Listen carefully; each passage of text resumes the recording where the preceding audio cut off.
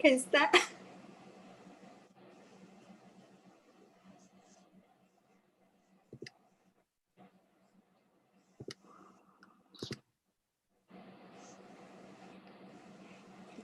Sashi pungi josing mekotra rira bingshing in the game party sange sindu mite uwagi drokun nanda shinda chupa sho idam guru ratna mandala kamniya tayami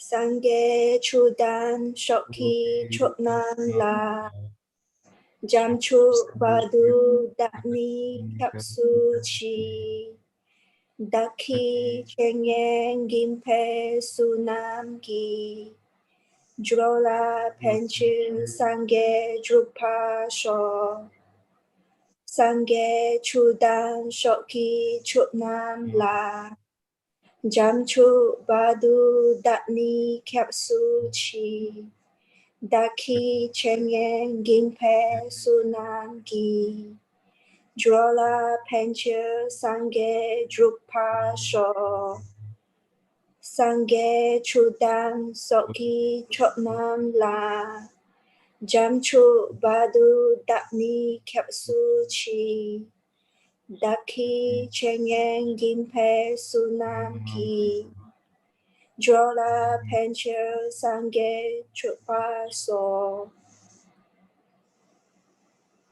Thank you. Yay. You're welcome. Thank you. Oh my God. If you do, it's really weird. If you teach Dharma, like a lot of weird things happen to your mind. If you just study Dharma, it's good. It's amazing. But if you study a lot, there's a real chance of getting pride. And it's like a very specific kind of pride that happens with Dharma, because it's like knowledge. It's based on like a lot of knowledge. So you could start to think you're smarter than everybody else. And the sad thing about pride, just like all other samsaric emotions, is that the thing that you're drawn to do when you have the emotion is the thing that will take away the power that you feel the emotion for, right? So if you have pride, you'll lose the good quality of intelligence. You understand? Like if you are very sexy to people and cheat on your girlfriend, you'll lose your girlfriend. The reason people think people are sexy is because they were what's that word when you don't cheat on people? Sorry, my brain just did something. Faithful. True, loyal, faithful. Yeah, loyal, faithful, exactly. And so yeah, it's always like that. That's why Master Patanjali said basically yoga is doing the opposite of every urge you ever had as a human. Oh, basically. Anyway, so teach Dharma, because crazy things will happen in your mind. And maybe in the beginning you don't have the karma to teach like a lot of people, or I don't know, like no one will seek you out or something, you know? But you got to start small. My teacher, Holy Geshe Michael Roach, who I think beside a very famous Lama, of who you know who I'm talking about, I think he has the biggest Buddhist group in the whole world, actually. But he doesn't call it a Buddhist group. He calls it DCI, which is a Buddhist group, which never uses the word Buddha, or I can't say never, but rarely uses like Buddhist terms. It just says plant seeds, 2 husbands, pen thing. But those are all, the 2 husbands is from Master Chandrakirti, you know? The 2 husbands is Arya Nagarjuna. You know, plant seeds, that's Lord Buddha. There was no Buddhism before Buddha either. It wasn't called Buddhism. It was just called some guy teaching people what to do, right? There was no Christianity before Jesus. It was some guy saying, hey, you want to walk on water? You got to have faith. Hey, whatever you want, you should give it to people. Okay, you understand? So, teach the Dharma, even if you don't call it that. And crazy things will happen to your mind.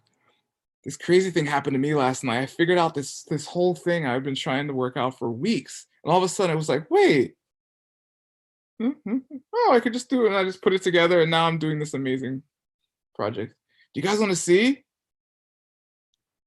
Fine. Yeah. Yeah. I won't explain the whole process to you because you go to sleep. But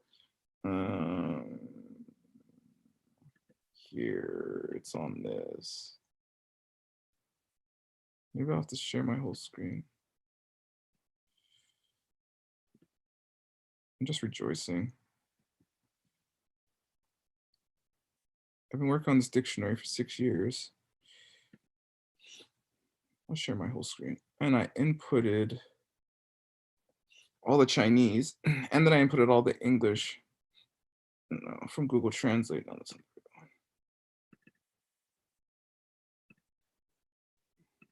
And then I got a hold of the translated text from the author.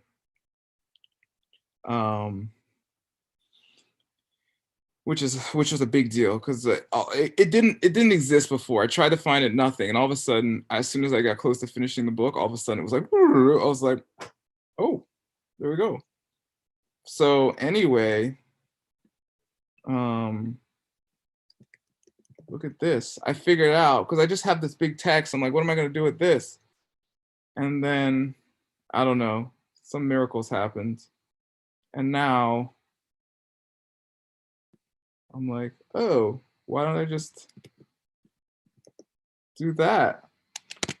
So now I have it all in a format where I can just copy and paste it in, which when for Leah, who's learning Tibetan, or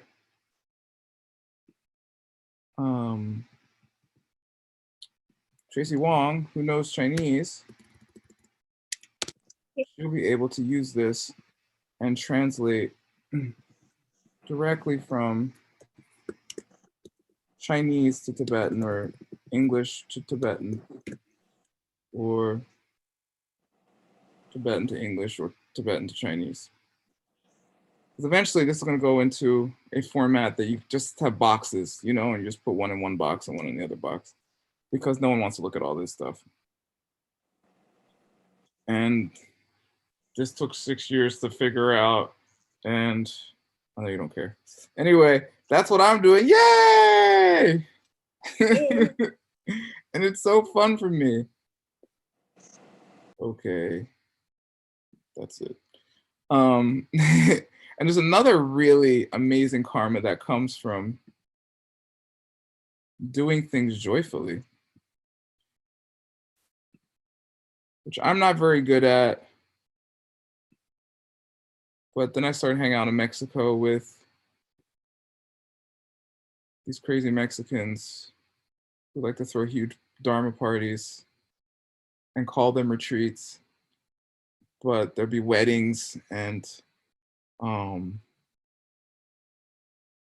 shamans and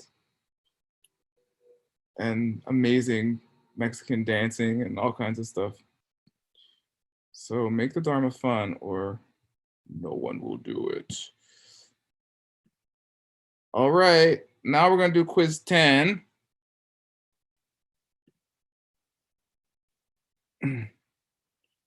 because we're going to finish this thing.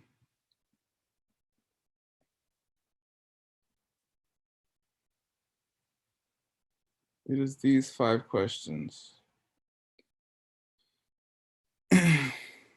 Have fun.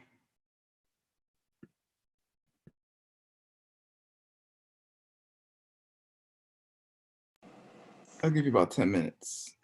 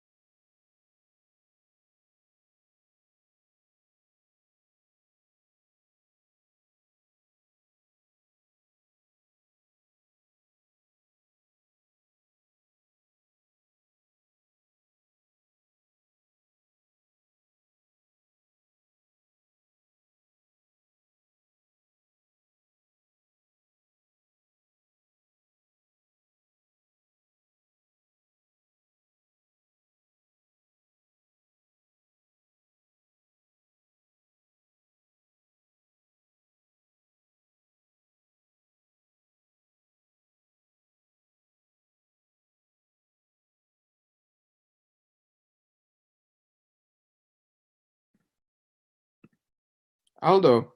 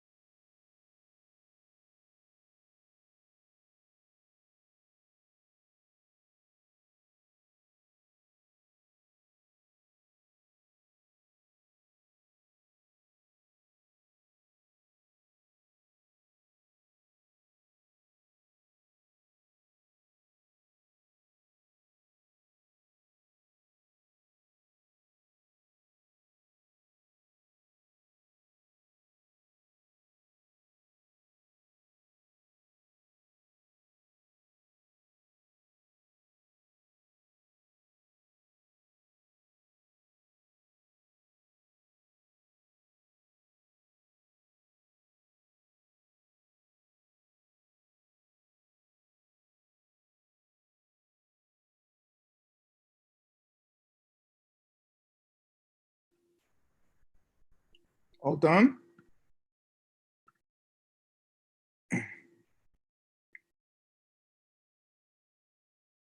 Everyone done? Yes. Okay. Cool.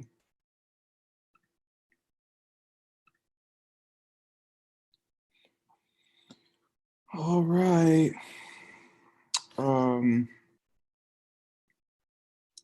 Let's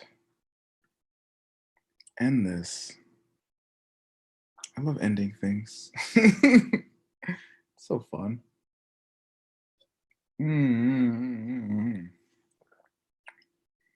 Sometimes it's good to even end things that you don't like to do that much. Like I ended college, which I really didn't want to, but that was nice. There's a couple other things like that. It gives you the karma to end other things, even when they're hard to do. All right. We need two things open. Like this.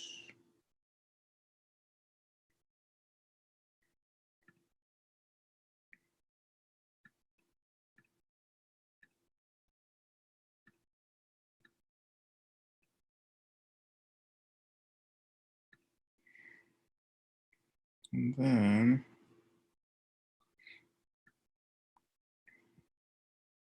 I'm going to do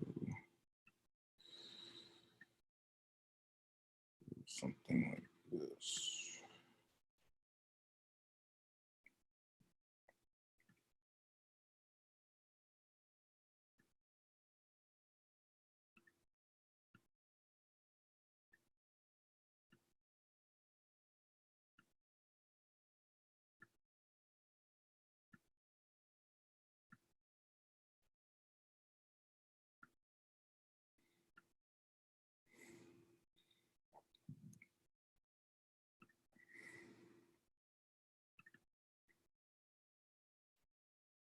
All right.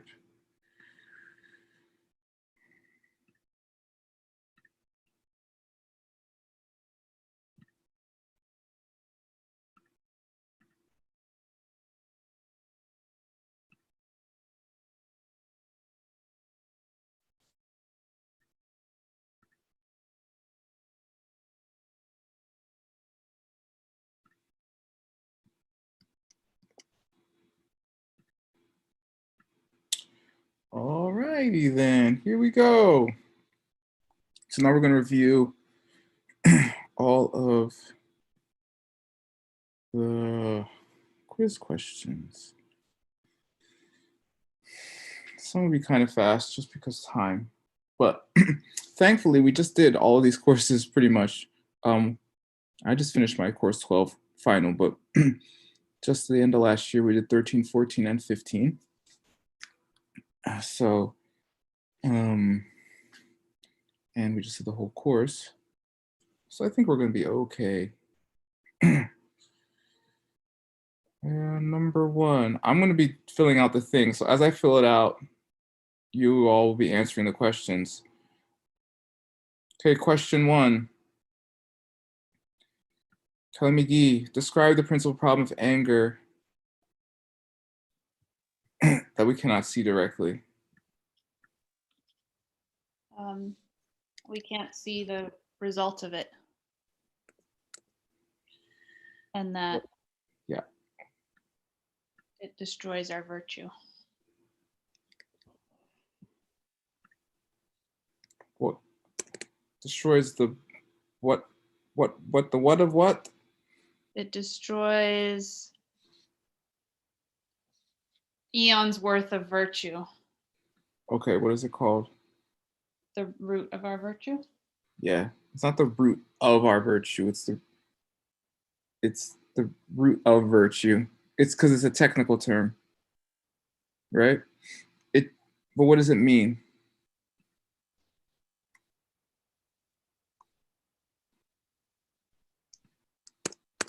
Like bigger picture? That No, what is the root of virtue? What does that technical term refer to?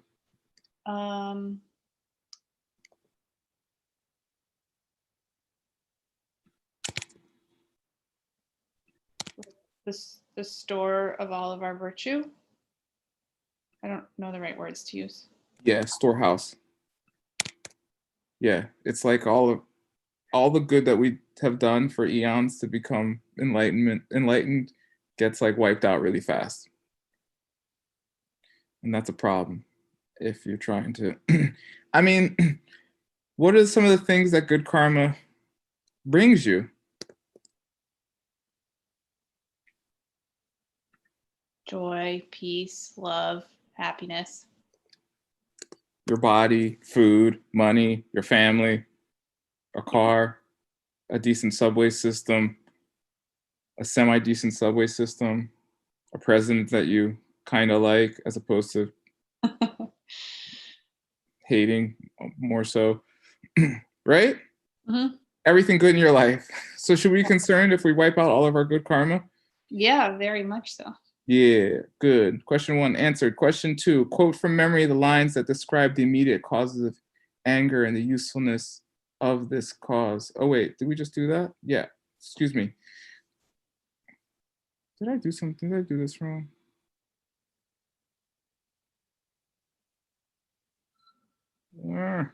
I think the answer key. Yeah. Oh, Sorry.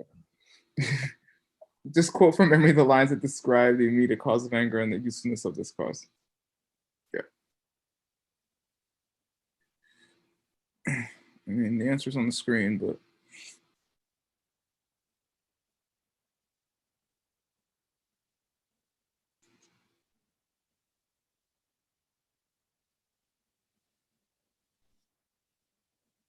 anyone? Leah.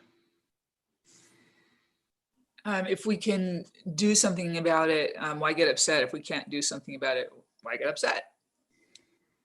How's that the cause of anger?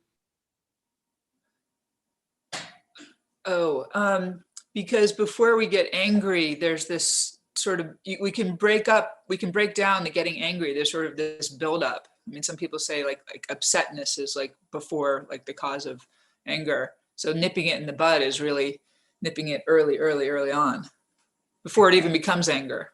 Right. What happens what's the first thing that happens before you even get upset? It's affliction, thinking something is coming from its own side. Yeah, that's true. But in this particular case that Master Shantideva was illustrating for us, it's very specific. It's covered in course 11, but we didn't cover it in the review course. So you might not remember. We didn't get what we wanted. Something happened, we didn't get what we wanted. No, because sometimes we get what we didn't want, and that can also be a reason to be upset, right? That's true. There's eight worldly thoughts. Yeah. It's that we lose our joy. Okay, before getting upset, we lose our joy. Okay. Yeah, there's like, I think Not cool. he breaks it down to 3 stages. I don't know if losing joy is first or second. I'm pretty sure it's first, but anyway, it's like losing our joy. It's like maybe, I don't know. Now I'm questioning my answer, but you like get off balance and then you lose your joy and then you get upset, or you lose your joy, you get off balance. I don't know, something like that, basically in increments. But as that first increment happens, if you can catch it, you can never get to actually getting angry is the idea. Okay? And this, which has led to one of the most famous quotes in world history, which, you know, it's so funny. Someone who's really used to getting upset, this quote will not sway them, actually. People who are used to getting angry think getting angry actually does something. It's really sad. They really do. They think if they're angry, something good will come out of it. Like they might feel powerful or like not feel vulnerable or weak or something. Maybe. But is finding a solution or having motivation to fix one of your problems a good karma or a bad karma? Good karma.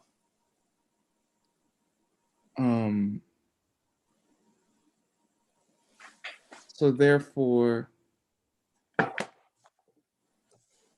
does anything good ever come out of something bad? Yes. Oh, no, because like causes like. Yeah. So so of all the good things that happen in the world, did they need anger to motivate them to happen? No. No. Can it seem like anger sometimes leads to good? Yes. Why? 2 words. Ari Nagarjuna. The gap, the Time karma. gap. Yeah. Yeah. And how's that relevant? That if I get angry and then a good thing happens, I might think the anger caused the good thing to happen. Or what actually happened? I did something good in the past, and that's what actually caused the good thing to happen. Wow. You guys are trained. Perfect. Beautiful. Exactly. If you think like that in your life, you will not fail at anything. Okay? I'm telling you.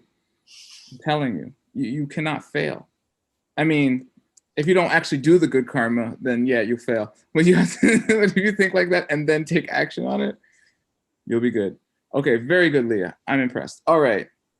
Wait, how many ACI courses have you finished, Leah? I'm on the cusp of finishing.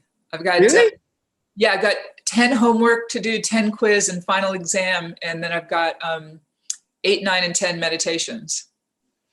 7, 8, 9, and 10 meditations. So you have the meditations from 7, 8, 9 and course 10s To do. exams and homework. I've done the meditations up through 6. So I've got to do 7, 8, 9, and 10. I've got to do homework quiz for 10, and I've got to do final exam. For 10. Final exam for the whole thing. Oh, for 7, 8, 9, 10 and No, for ACI 18. I've done all the other ACIs. It's just for ACI 18. oh, just ACI 18. Yeah. Okay, sorry, I didn't understand what you were saying. Okay, just ACI 18. Oh wow, finish. Oh my God, please finish. Kelly McGee, help her finish. And I'll All help. right. If she needs it. Okay. Question 3. Could an uncreated, unchanging being ever create itself? Tracy Wong?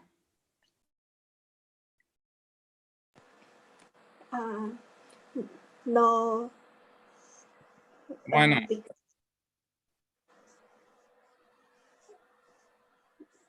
Because what we do will change the effect. Right. Or what we do will change us. Will change us, like the last time we said, the cause and effect. Yeah. If to create something, you have to change, right?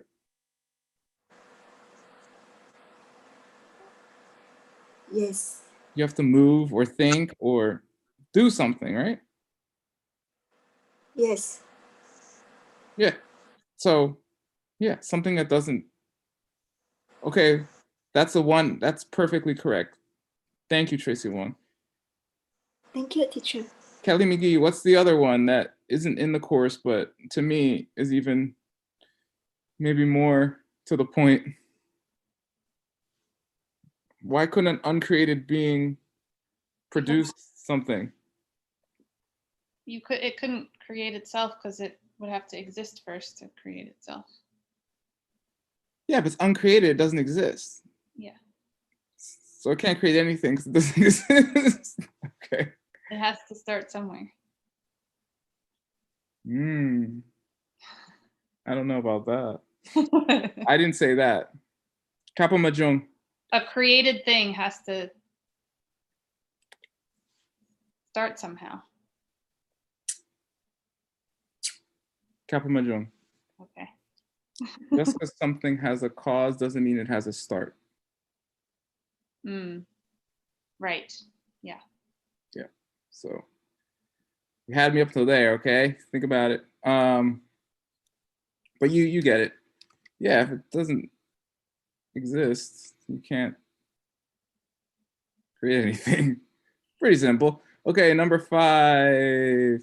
Could an uncreated, unchanging being ever experience or be aware of any other object? Who else is here? I think everyone else is on the Spanish channel. So I'm going to rotate Leah. Oh, wait, Aldo. Aldo, are you here? Or what are you doing? Are you doing the final, Aldo?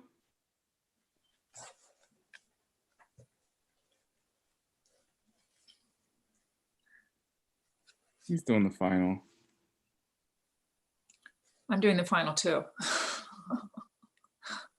Yeah, exactly. That's typical. He just wants to do it before me so he can be better than me. I mean, that's why I would do it. Anyway, fine. I won't ask Aldo any questions. Leah, could an uncreated, unchanging being ever experience or be aware of any object? No, because to be aware, if they're unchanging, to be aware of an object, they'd be aware of the object all the time, forever, unmovably. And they'd be aware of all objects for all time, What? immovably. No. Try again. Wait, what's? Could an uncreated, unchanging being ever produce something else? Oh, I thought it was another question about being aware of another object. Oh, sorry. It is. Could they be aware of any other object?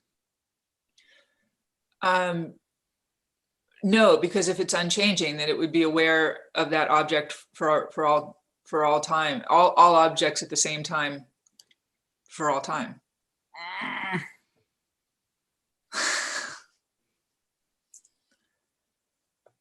I mean, are you just reading the answer there? No, I'm not, but now I am.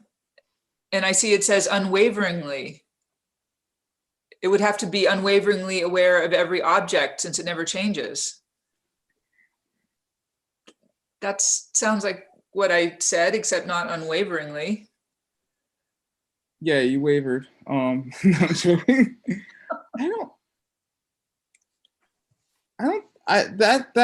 That might be true. And Master Shantideva and Geshe Michael's logic is probably beyond mine's. But when he does the course, in the class, there's something that hits me more deeply for this answer.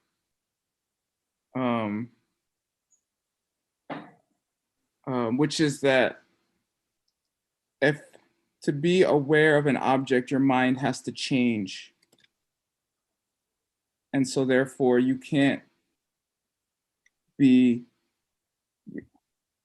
aware of an object if your mind isn't shifting. So this might be true as well, and it is the answer in the answer key. But it wasn't the answer that stuck with me when I studied it. So according to this text, Leah is perfectly correct. According to the answer I wanted, I would like to think of the fact that as you look at something, your mind changes. So therefore, if you're uncreated or unchanging, your mind would not be able to change to see that object. Okay? Okay. I should have really did this thing beforehand, but I was lazy. Anyway, again, if you're uncreated, you can't do anything if you're uncreated. So, period. I think sometimes people don't really know the definitions of the words they use. Like the whole Christian God thing. The Christian God is supposed to be omnipotent, omniscient, and then all compassionate. Okay? So if you're omniscient and omnipotent and all compassionate, why would you ever need to create something where something happened, since you already knew everything that was going to happen, had the power to create anything that would happen, and were compassionate? Therefore, you would never want anything bad to happen to anyone in the first place that would make them actually have to learn a lesson to learn things, which is supposedly what happens to humans. But I don't know. People argue about this stuff. I'm like, really? Do you know the definitions of omniscience, omnipotence, or all compassionate? I would argue they do not, although I don't know what's really going on in their minds.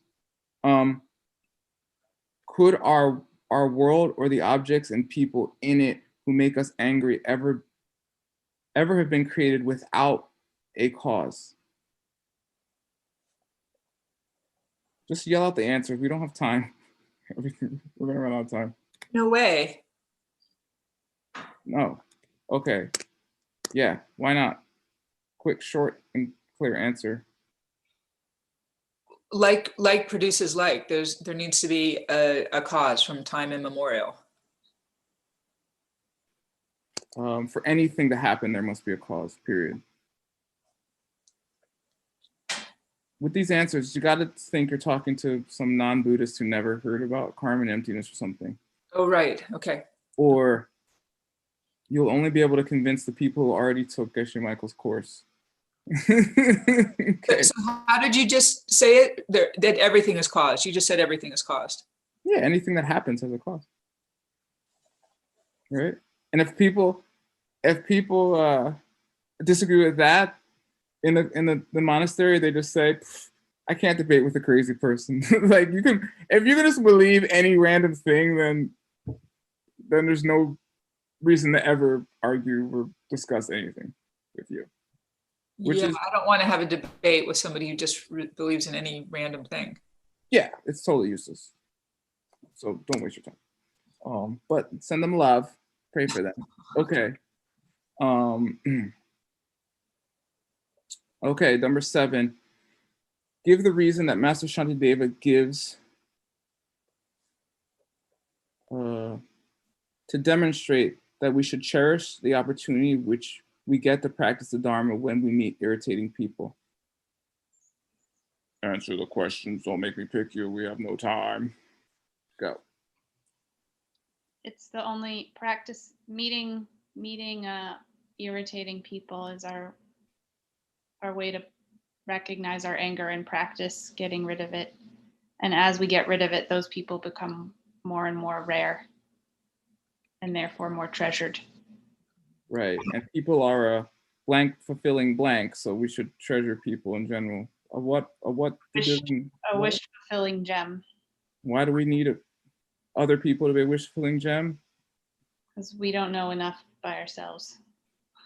Because we don't have the good karma to wish for the more wishes. Yeah. Although I did learn that from cartoons. Okay. Perfect. Tracy Wong, give the brief definition of effort stated in Master Shantideva's root text.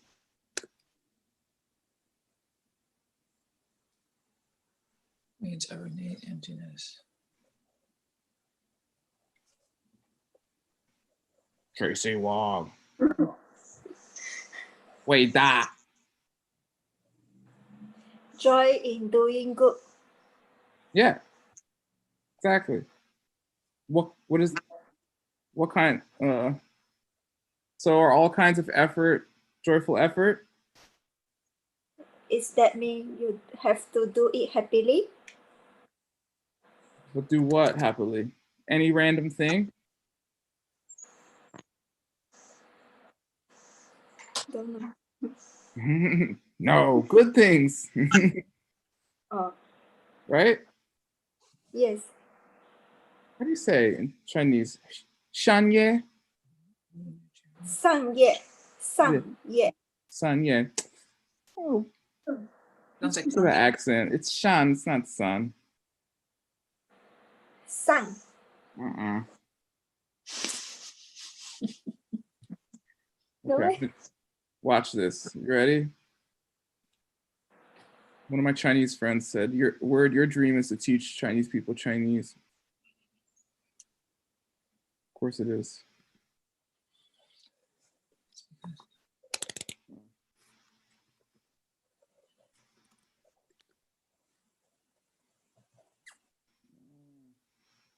Deep. Oh yeah, see this? What's that say?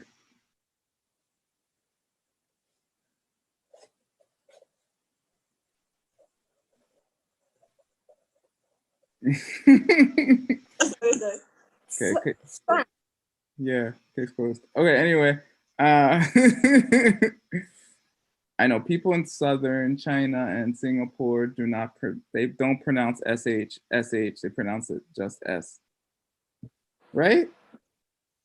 Yes, because yeah. It's an accent. I know. Okay. Sorry, I like arguing a lot. All right, here we go. Quiz 2. Yay! Oh yeah, we have to go to the next one. Give the definition of innate Buddha nature. What does innate Buddha nature mean? Kelly McGee, go. It means that our minds are empty, which means that we have the capacity to have a Buddha state of mind. You almost had me. Our minds are empty, so therefore, say that last part again. Which means they have the potential to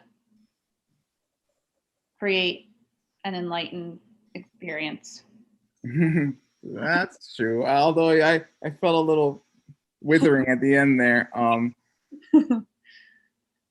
If our minds are empty, and which is equivalent to the mind of a Buddha. So are our minds more or less empty than a Buddha's? Same. Trick question. Same. So in the sense of emptiness, how are our minds and a Buddha's minds different? They're not different. They're not. So in that sense, we have the same exact quality of a Buddhist mind. Got it. Yes. And therefore they call it Buddha nature. Yes. Does that mean that there's a little Buddha inside of us like, hey, feed me?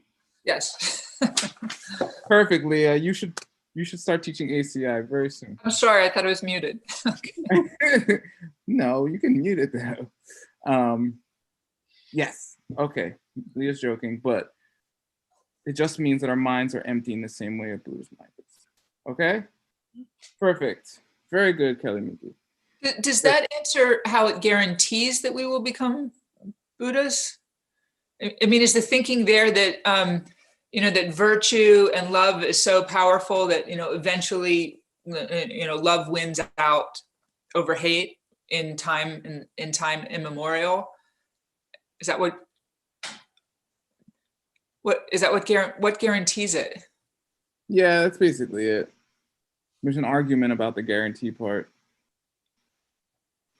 But yeah, I think that's what someone from Saramay Monastery would say. Okay. Okay, thanks. I don't know about those Sarah Jayers. Sorry, we got an old rivalry going. I got to keep it going here. It's like Princeton and Harvard or something. Okay. Which is also part of our lineage, by the way. Okay, name the meditational. Wait, I skipped one. Excuse me. What reason does Master Shantideva use to prove that we are capable of watching our minds closely and keeping them away from anger and the like? It's the story of if you were carrying a bowl of hot oil and someone was behind you with a knife and said they would kill you if you spilled any of it, that you would be able to maintain your concentration and not spill any. Yes, exactly. Apply the same level of concentration. What's that? And that we should apply the same level of concentration to stopping anger. Exactly. Thank you. Boom. Beautiful. Next one. Name the meditational level or platform you must reach and maintain in order to see emptiness directly. Tracy Wong.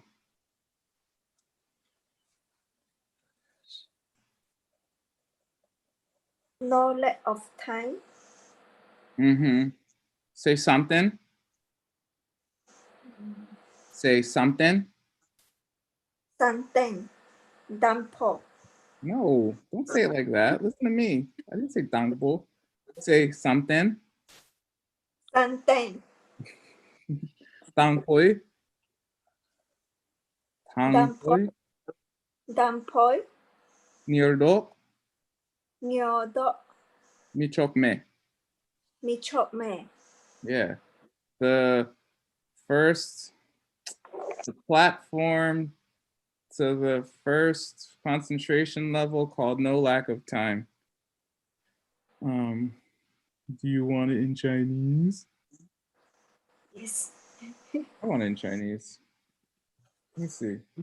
We're gonna run out of time. Oh yeah, choke. Can I spell choke right? I believe I can. G-H? Ooh, I did it. Me choke. Man. No, they don't have it. Here's Michokpa, which is just no time, right? I don't know which one is best. Let me see if we have Michokme without.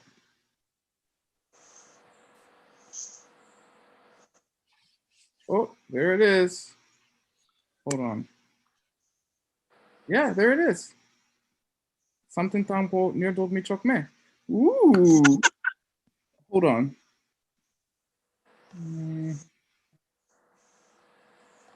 This phrase is very. Oh yeah, near dog Michokme. Boom. Here we are. Here's the Chinese.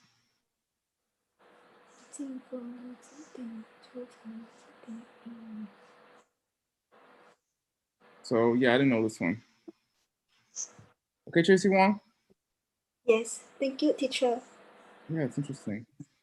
All right, let's keep going. 3. Master Shantideva describes the joys of living in forest solitude and then urges us to spend our time there in the woods in gentle walks and thoughts of helping others through developing the wish for enlightenment. What method does Master Shantideva recommend for meditating upon this wish? Anyone? Now we're in the chapter on concentration. Exchanging self for others. Yeah, exactly. Why is saying exchanging self with others a misnomer in itself?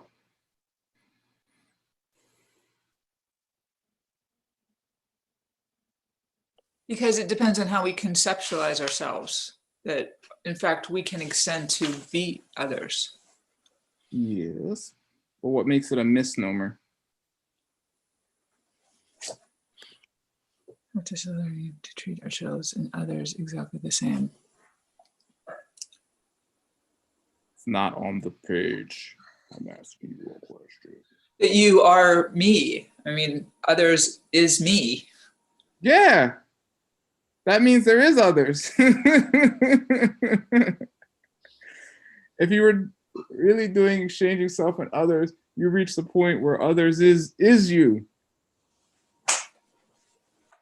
But it is a consequence of a misunderstanding that drives our suffering lives, that we think there are others and we think of ourselves as ourselves.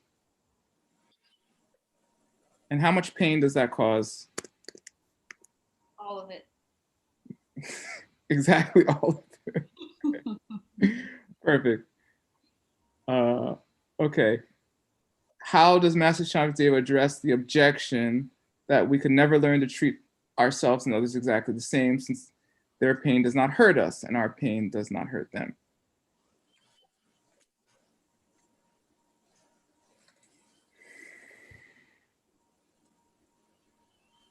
Anyone?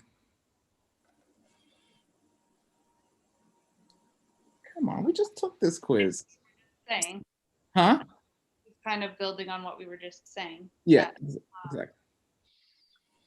As you expand your definition of self or get rid of your definition of self, the pain of another person is the same as your own pain. Yeah, I mean, talk to my mom about this.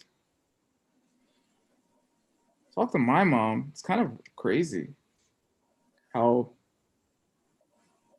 giving she is to us. I'm just like, what's your problem? You're hurting yourself. It's hormonal with mothers. My daughter's 17 years old, and still I feel it sometimes as if it's myself when she needs something. Yeah, I get it. But not all mothers have that. Some mothers put their babies in dumpsters. Which is what I would have done to me. Given the opportunity. No, I'm joking, but it isn't hormonal. There are no hormones. There's no self-existent hormones. There isn't. Okay. You have to say that, because then every mother would be the same quality of mother. Right? Being a mother would mean either A, putting the kid in a dumpster. I mean, smart animals just eat their babies, right? It's protein. Like praying manti. I thought they ate their partners. They do both. They do. They don't eat all the babies, but they eat a bunch of them, depending on how hungry they are. They can enough scurry off to keep the whole species going, but you understand? Okay, good. Next one. What reason does Master Shantideva give for saying that eventually we won't think of working of others as anything amazing, nor feeling any conceit for doing so?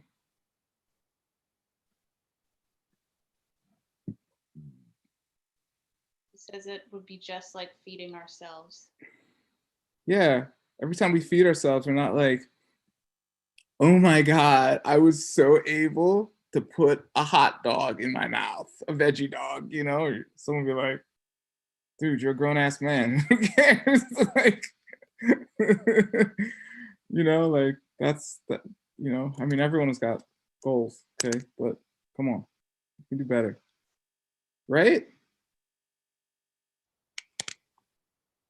And I don't know, you should hang out with like an amazing teacher sometime. It's one of the things talking about this stuff. It's another thing watching one in full action in their prime. I've had the opportunity to be close to some amazing beings, and they just work for others. They don't, you know, I'm sure little things come up, but. Or do you have no idea how we see you as a teacher? So. I don't. I can only think how unfortunate you are to have me as your teacher.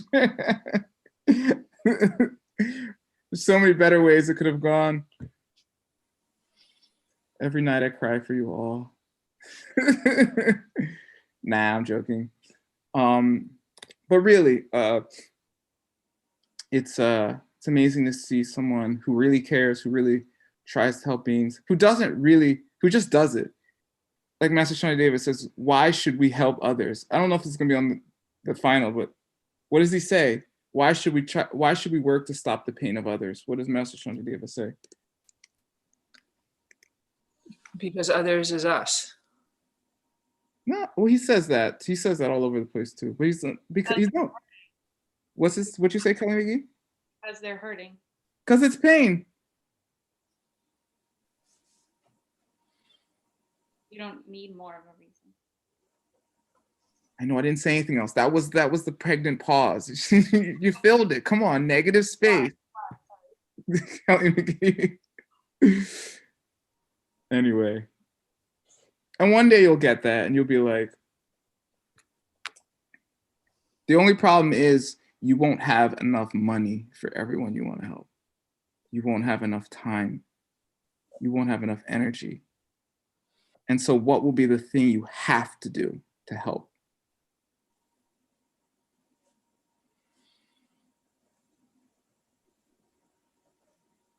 Become a Buddha.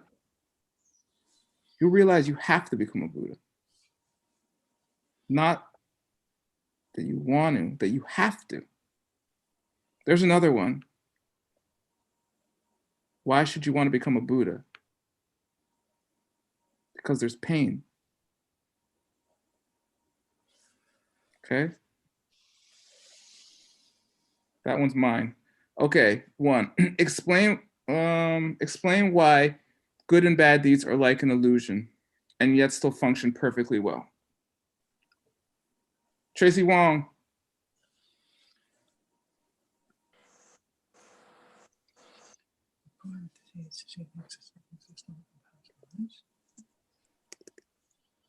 Oh no, teacher. What? Just First of all, the answer's on the screen. Second of all, you know.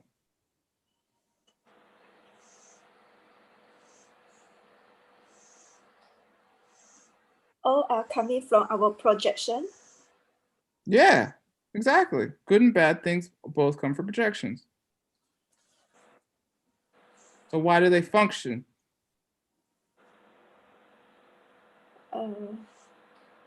So you want good, you do good. That's true. But tell me about projections. Aren't projections less real than real? Real. Are projections more or less real? More. Actually, yeah, more. They're the most. They're the only thing that's real. Okay. What's the danger here of thinking projections are less real? Anybody? Nihilism. Boom! Exactly. So what shouldn't you say when explaining about projections? What is the phraseology you should not use?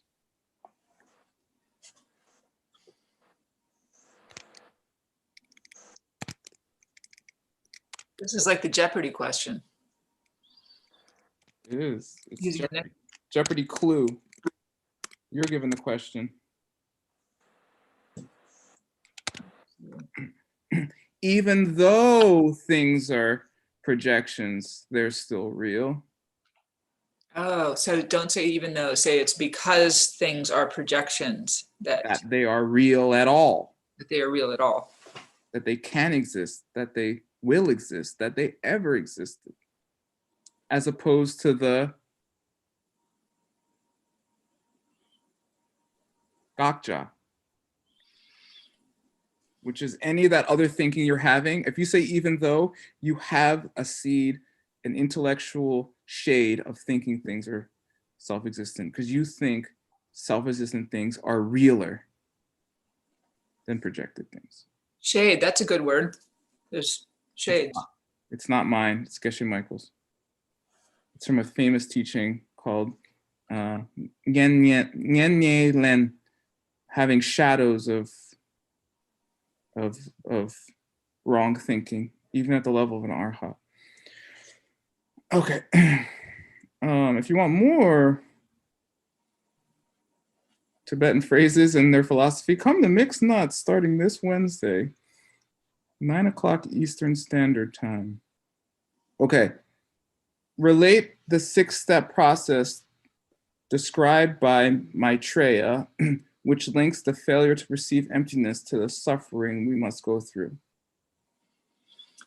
Leah, just do the 6 straight through, forward and backwards.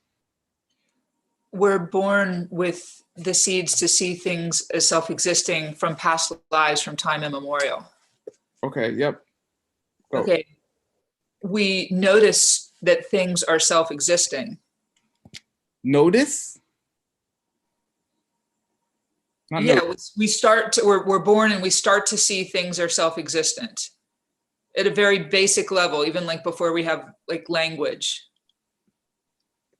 Yeah, things seem self-existent to us. Okay. And then we start to develop preferences. I like this, I don't like that. Perfect, good, done. Next. And then we start to think that they're self-existently good or bad from their own side. And then I do things to Wait. No. That's number 2. Thinking that it's self-existent, good or bad, is number 2. Okay? really? Yeah. These ripen to cause you to have the 2 kinds of grasping the self-existence. Okay. Or number 3 is what you said. Either one. Well, it's 3, 4, and 5 that seem so subtly related that I have trouble with this. Okay. I'm gonna explain them right now because you said that before, and I'm gonna explain it to you. So 1, you have seeds that would allow you to think of things as self-existent. Okay. Yep. 2, those seeds ripen as the tendency to see things as self-existent. Okay. Okay. So it's a tendency, not a thought yet. Okay. Okay. Then you see, then you start to have discrimination between good things and ugly things, or nice things and ugly things, good things and bad things. Okay. Okay. Yep. Which then causes which causes ignorant liking and ignorant disliking to start. So it's like seed, no, dormant seed, active seed,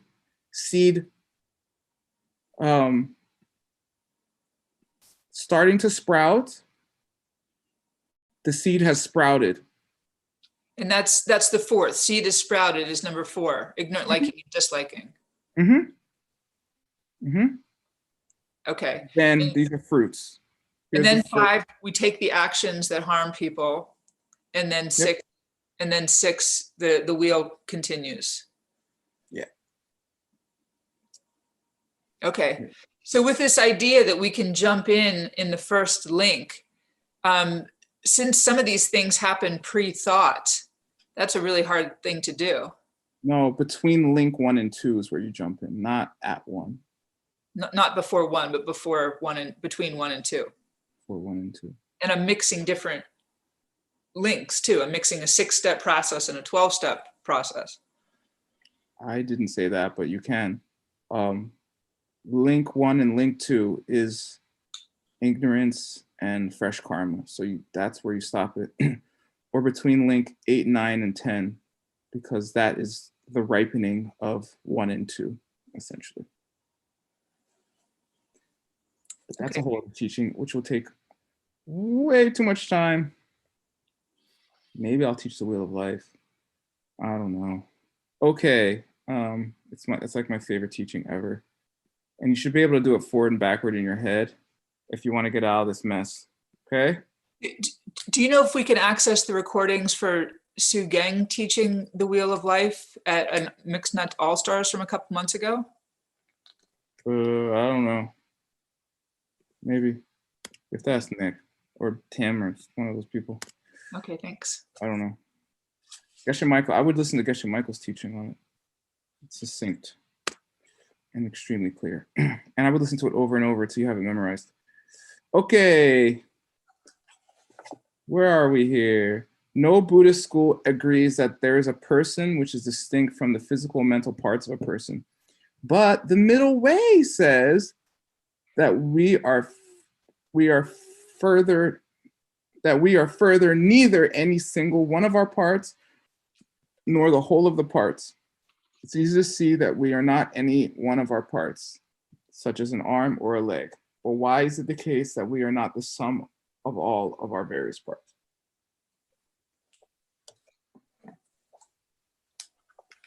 Because we need our projection in order to coalesce and become a thing.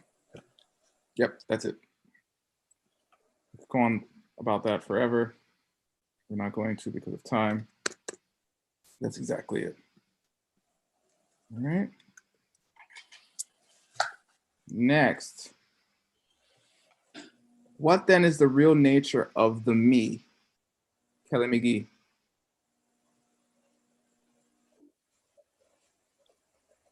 What we define as ourselves based on our mental projections. I wouldn't use those words exactly. You're gonna give it some people an improper impression. What word should you use in there? That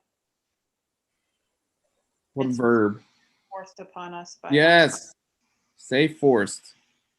Because then people, they'll be like, they're gonna hold up pens and be like, money, money, money. Why isn't it money? Okay. Forced. In this one, Geshe uses imposed, which is similar, right? Okay. Forced or imposed.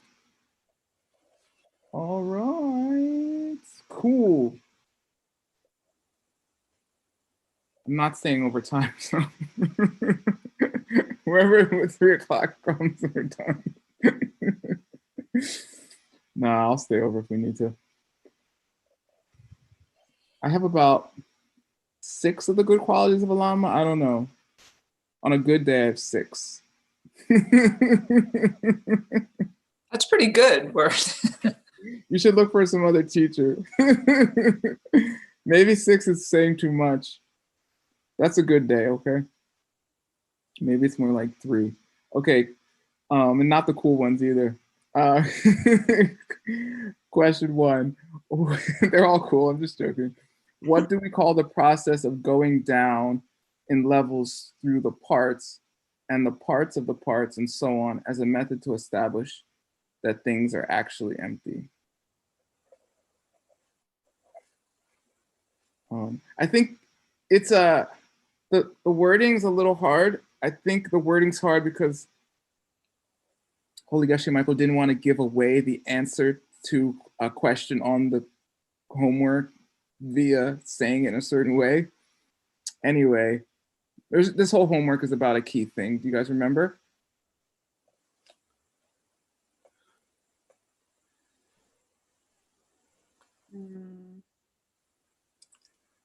Class 4 is logic, right?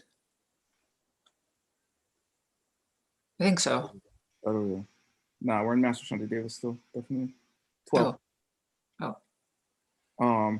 It's it's raw data. That's what the thing's about. So you have to remember the wording of this one if it's on the quiz. It's just talking about the raw data. That's the levels of the parts, right? Okay, Kelly McGee, so I took the time to explain it last night. What's the difference between the lower and higher middle way on the question of raw data? the lower middle way believes that there is raw data that we are then projecting onto.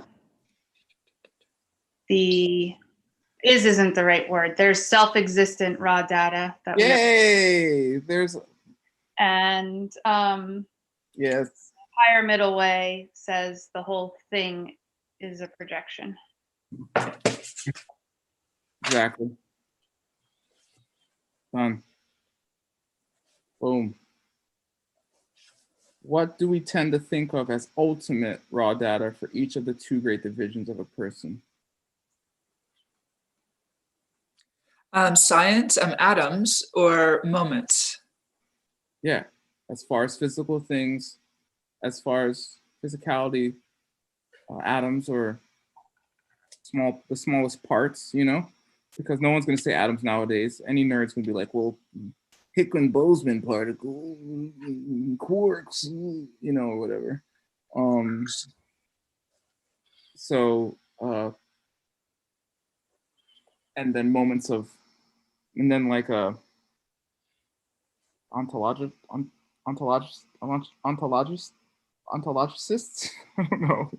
What do you call someone who practices ontology? I don't know.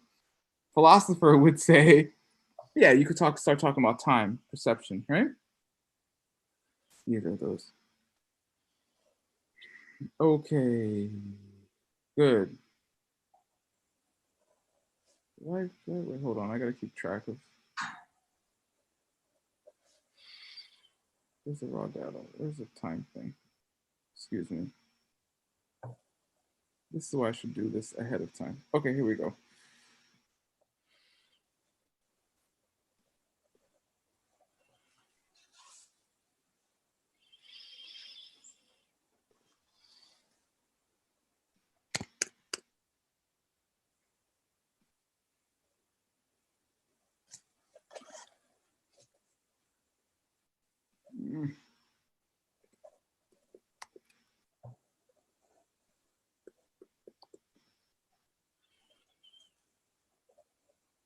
Okay.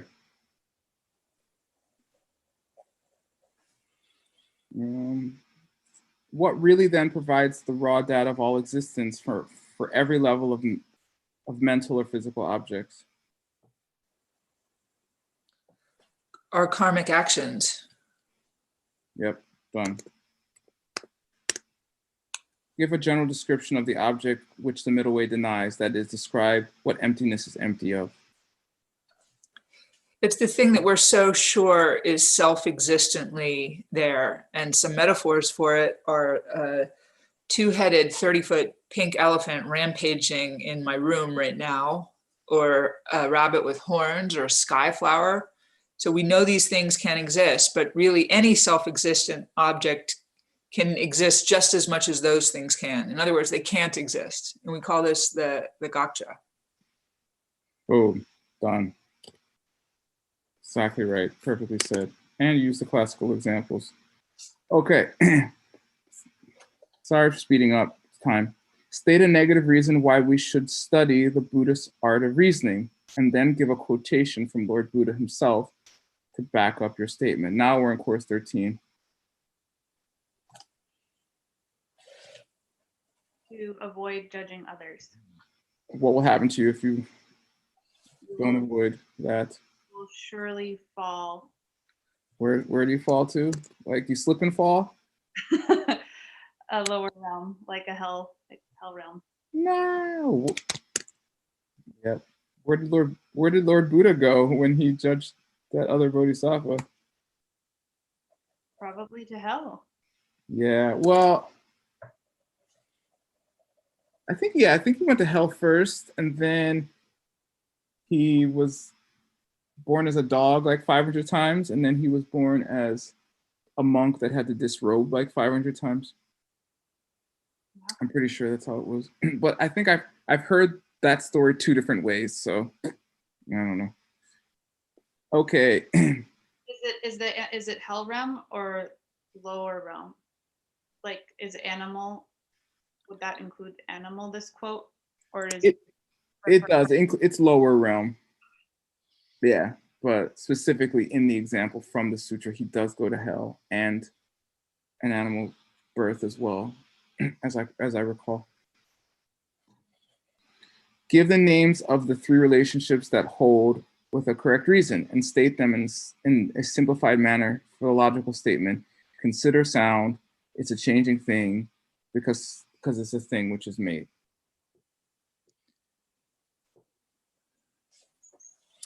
So it's the relationship between 1 and 3 that is it the affirmative reason? Like 1 is 3.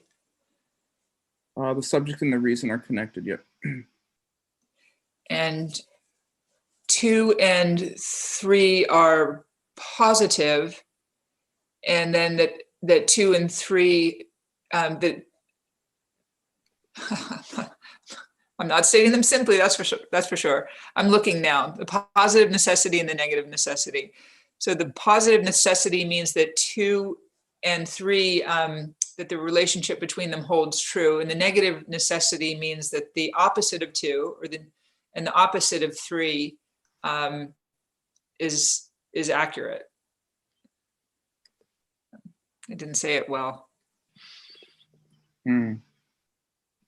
So the first relationship is that 1 and the subject and the reason have a relationship. The second is that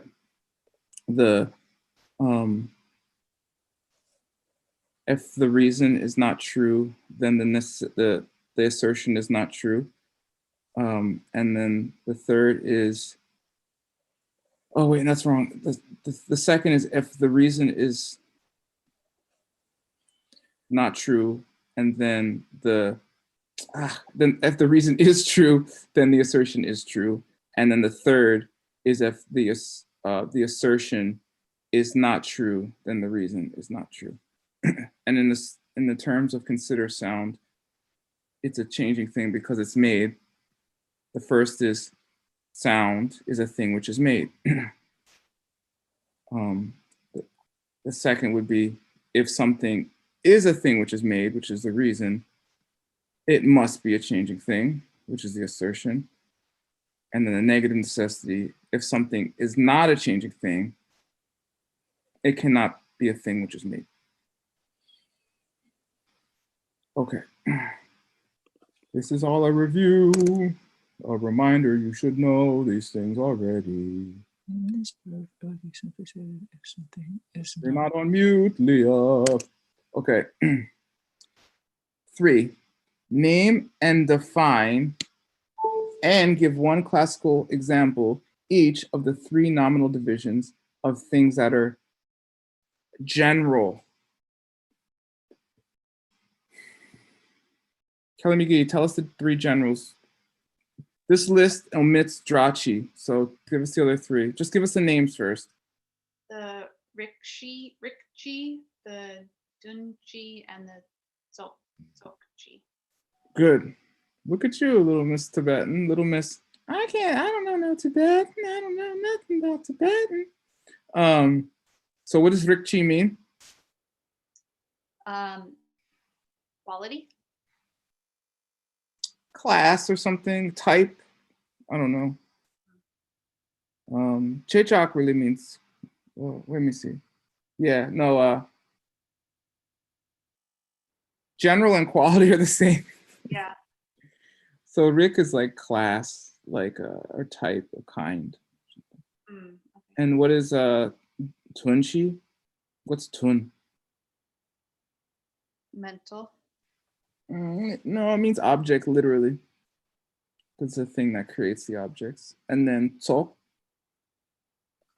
Collection. Yeah, collection, gathering. Like what to Sok? What Soks? Like an example of a collection. Example of 2 collections that you hear every class. It's in the prayer. Sok Ching. Collection of merit and wisdom. Yeah, someone heard the translation. Yeah. I have a question about this. Whoa. In meditation, Yeah. is everything a dunchi in meditation? Say Tun. What does that mean? Tun. Dunchi. Is everything a dunchi in meditation? Tun. This is not an English day. This is not an English day. Dun. Low tone. Dun. No, 3rd column, aspirated, voiced. Tun. Tun. No. Ta naro to na tun. Tonchi. Tonchi. Yeah, good. In meditation, no, meditation could be any one of these. An image in your mind could be a collection of parts, right? It can't be an image in your mind without, nothing can exist without being a collection of parts. Okay, so it can be a tokchi or a donchi. Say And tun. dun. Dun. Not dun, tun. Tun. Yeah. Yeah, or it could be a Ritchie, right? You could have an image of a Chevrolet, which would be of the type that fit into the category of images of cars, right? The images in your head are not the same as the Tsunchi, or everyone would be an Arya, right? Okay. Seeing Okay. pictures in your head is not the same as seeing the having direct perception of dependent origination, which is when you see a Tsunchi being projected as an object and realizing that's all there has ever been, right? Thank you. I've been wondering about not exactly that, but generally that. Yeah, because we use the word image because there's no other word. It is a type of image. It's a luminous thing, but it's not the type of image that you think of when you think of remembering where your keys are and seeing it in your head.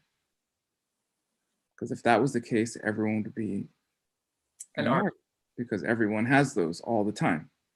That's called thinking, right? Words and images, sounds and images, right? Okay, great. Thank you. Yeah, that's difficult.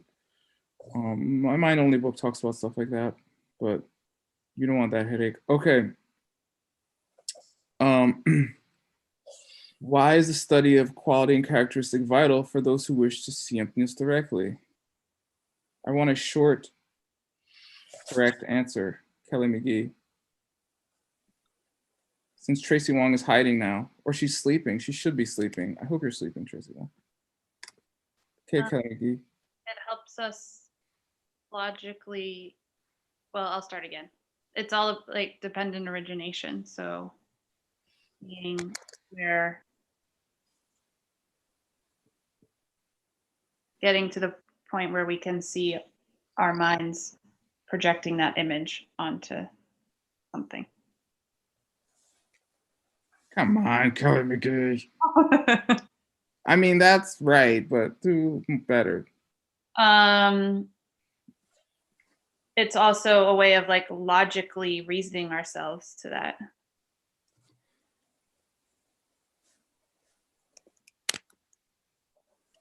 To an understanding of like where things are coming from. No, logic is over at this point. If you're seeing twin sheets, you did the logic. Okay. I'll give you one more chance, and then you're getting cut off. Come on. How does those images and seeing them relate to seeing emptiness directly? Because we can see that the images are coming from us. And therefore? From our past karma. Therefore are not self-existent. Yes, and therefore?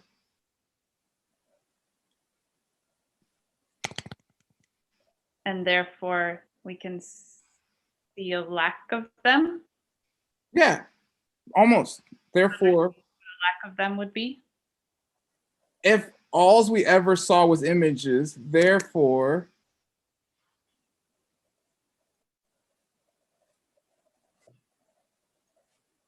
If all we ever saw was images, therefore?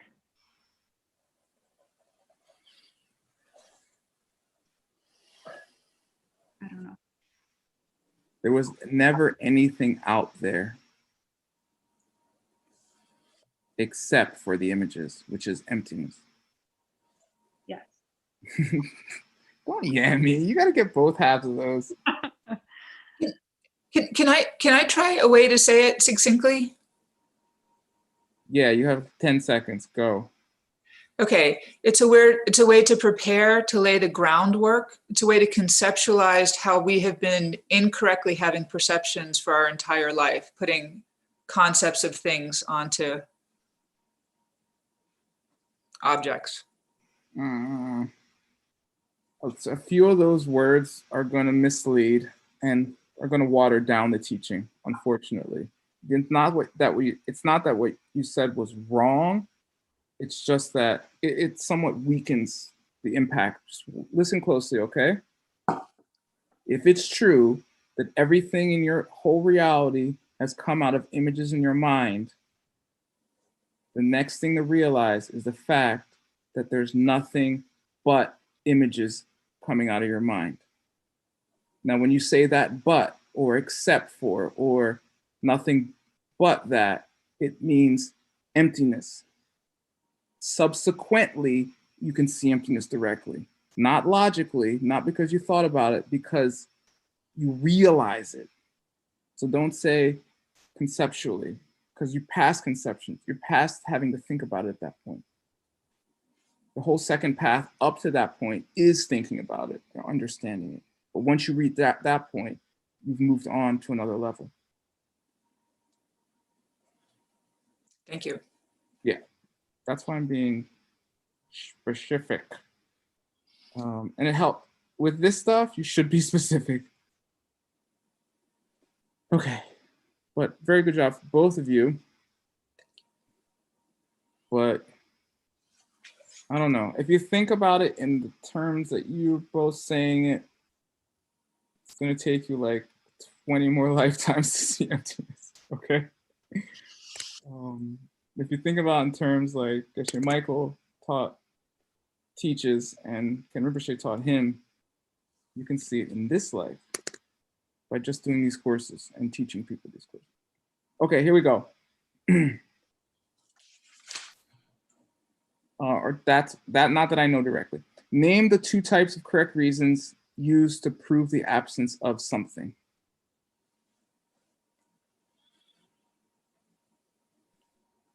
I'm highlighting the answer. Something isn't something or something isn't there. No, both is something not, both is something that's not there. It's to prove the absence. It's proving the absence of something that the other person can see and proving the absence of something that the other person can't see. Right? Like, what is the pen of these two? Explaining the pen thing.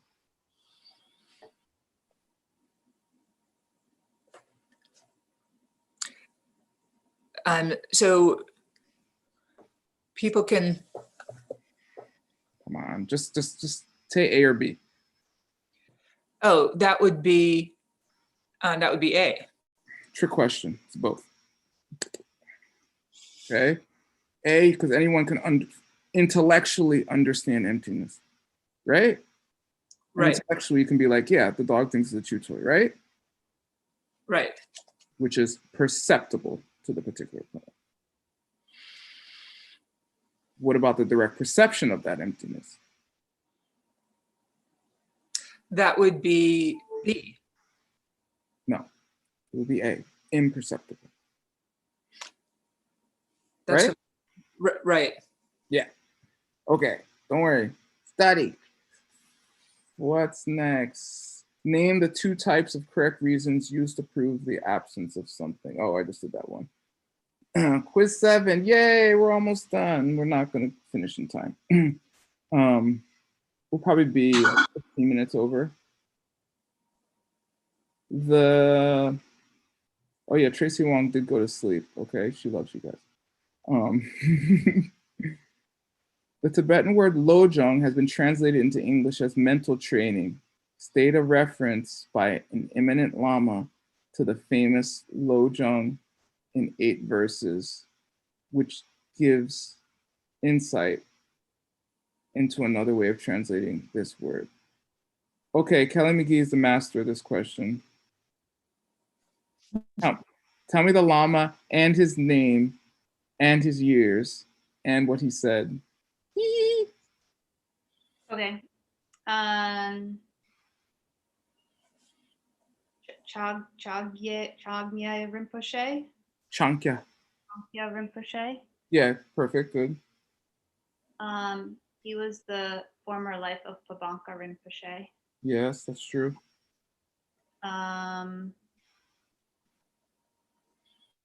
He was also the teacher for the Emperor of China.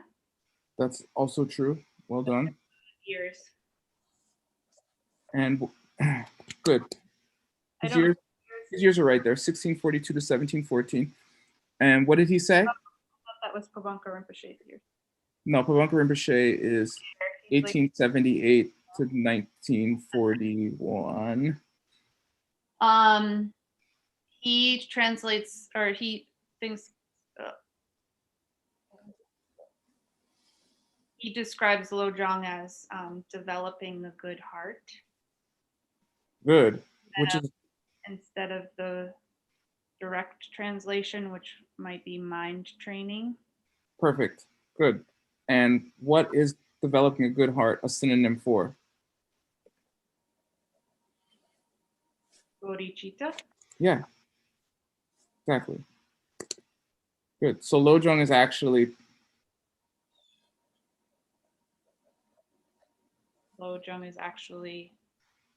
how to be a bodhisattva. Yeah, that's it. How to become a Buddha. All right. Which This whole course is, by the way, so it makes sense. In what sense are living beings more precious than a gem that could give you anything you wish for? This is similar to a question we had before. That Yeah. we can't even fathom what to wish for. Yeah. By practicing with people and being compassionate, planting virtuous seeds to reach enlightenment. Yeah.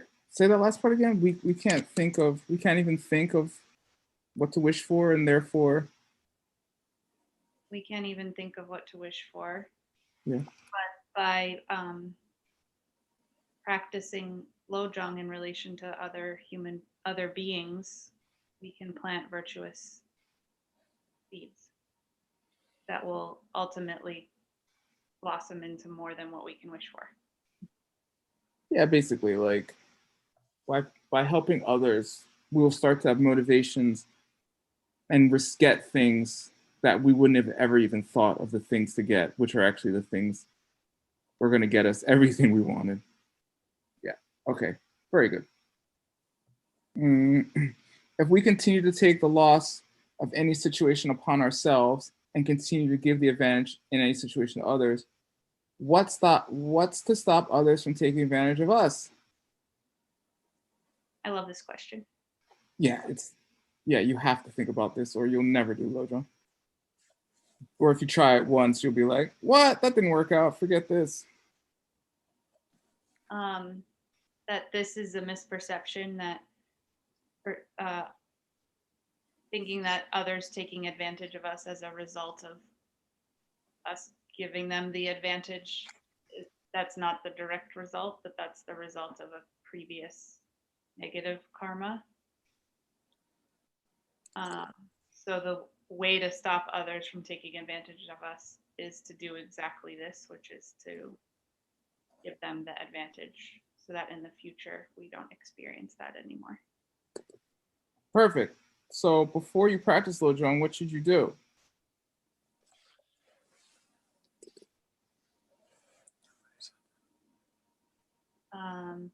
What did Geshe Chikawa have to do before he was allowed to practice Lojong?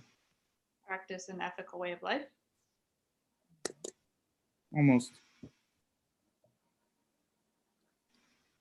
He went to Geshe Sharawa and said, I want to learn Lojong. And Geshe Sharawa said what? Find a teacher. He said, have you done the 18 courses yet? Really? Sharawa was his teacher? Huh? You have to study all of this. You can't just jump into this part. Nah, because what's gonna happen? You're gonna not understand, and it'll result in you like either resenting situations or it'll make it worse. We're just quitting. Yeah, that too. I know a lot of people who quit Dharma, who have quit, at least appeared to. Yeah. A lot. You know how many students Geshe Michael has had? I mean, I don't know. Maybe they all became Buddhas, and that's why they're like, oh, we're done. We're Buddha now. I don't know. But as it appears, they had disasters or their karma ran out. And they just stopped. They just stopped coming to class, stopped practicing, stopped meditating. At least as they've told me, right? Who knows? Maybe they're just acting like that to warn me of what could happen bad. Let's hope so. Okay. Okay, the 5 powers. What are they? Someone just tell me them quickly. That we wake up and we think, wow, what can we do today? Okay, that's 1. Go next.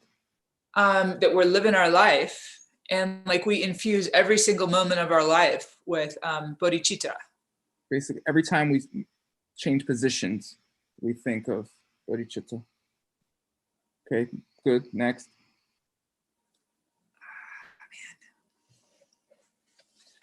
I need help on this one. Just do good stuff all day. Okay, good. Next.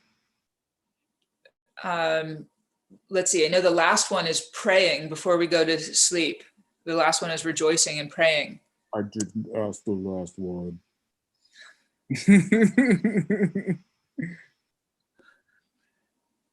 I can't remember the fourth one. The fourth one has to do with a new fancy Tibetan word about bashing people on the head. What's the fancy Tibetan word? I don't know. It's not sem-che-chem. It's bashing our misperceptions. It's bashing our ignorance. Chem-se-chem means the same thing. Chem-se-chem means dancing on the head of our self-cherishing, like, hey, take that, you dirty little blankety blank. Yeah, bam, bam, bam. Yeah, ha, ha. I took the loss. Ha, ha. How do you spell it? Chem-se- go. I mean, transliteration, right? I'm not sure. It's phonetic in both cases. Chemsechem.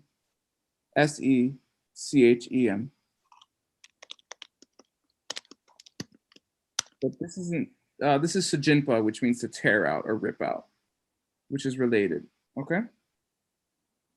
But chem-se-chem has the same essential meaning. Okay, it means every time you think of something bad to do or cherishing yourself explicitly, you're like, hell nah, you ain't getting none of that. All right, cool.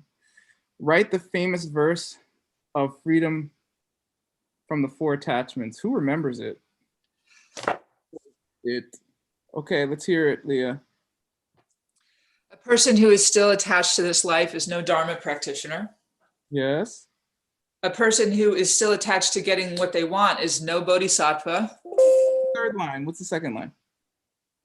A person who is still attached to the 3 worlds has no renunciation. Yes. And what's the 4th line? A person who is still attached to has no worldview. Can't remember. Person who still grasps the things has no worldview. Here's Hero. He's grasping for you. Is he saying? Are you saying agarrar, Hero? He's like, what do I have to even translate? They grasp and agarrar in Espanol comes from the different word, Hero? Maybe. I don't know what he's doing over there. Come from the same Sanskrit word, which is famous in yoga ethics. What's the yoga ethical word? It's the 4th of the 5 yamas.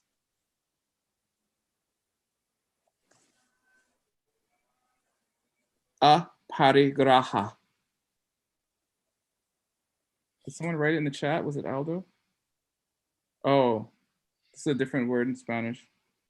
Aferrar. Anyway, agarrar does mean to hold to something, right, Hero? Just nod, even if I'm wrong. Don't correct me, Hero. I'm trying to look good in front of the students. Okay, yeah, he said yeah. Anyway, graha means to hold, grasp. It's bad. Okay, that's the verse. Grasp the things. What does that actually mean? Leah, redeem thyself. To think that things are self-existent and to have preferences and to want them because they seem to be self-existently fabulous or not so fabulous and not want them. Just self-existent. Just stick with that, okay? Self-existent. Yep. The rest is also true. Okay. The Holy Lama Drakpa Geltsen describes attachment to this life as attachment to one's practice of the ethical life and to one's learning, contemplation, and meditation. Explain the real meaning of attachment to one's practice of the ethical life.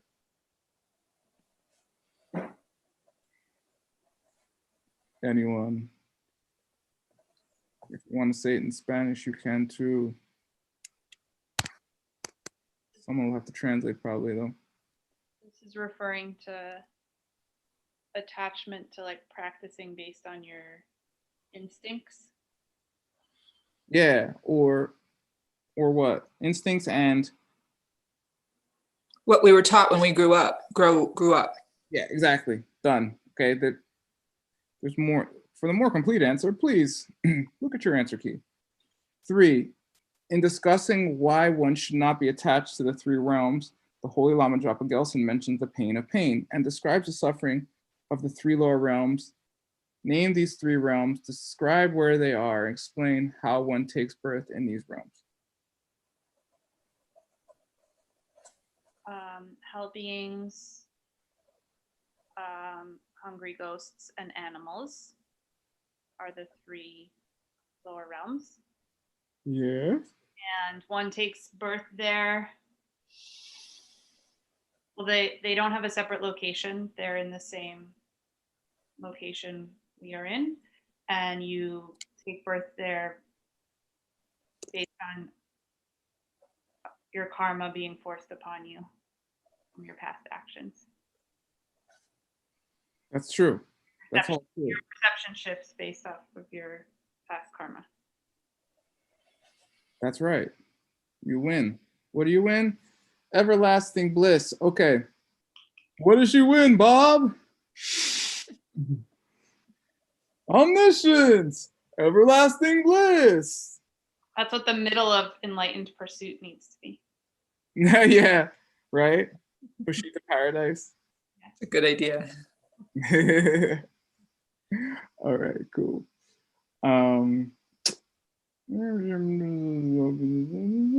Nowadays, some people say that a knowledge of emptiness is not the main point of Buddhism, while others say that emptiness is something known only intuitively, not from a foundation of determined, organized study. Describe a quotation by Lord Buddha that disproves these ideas.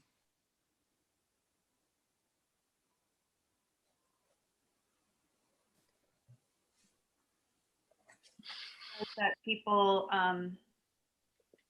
are wandering aimlessly in a suffering life, not knowing how to help themselves, and that those who have wisdom, like the Buddhas and Bodhisattvas, need to guide them skillfully, teaching emptiness in many ways and bring them to the wisdom of emptiness.